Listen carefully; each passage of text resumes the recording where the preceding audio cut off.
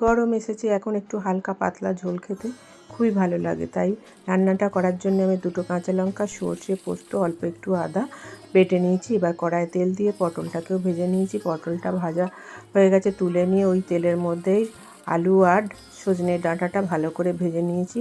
এখন ওর মধ্যে হলুদ গুঁড়ো, লঙ্কার গুঁড়ো আর স্বাদ মতো লবণ দিয়ে ভালো করে কষিয়ে নেব। এবার পটলটাও আমি এর মধ্যে দিয়ে ভালো করে কষিয়ে নিয়েছি। অল্প করে জল দিয়ে কিছুক্ষণের জন্য চাপা দিয়ে দেবো।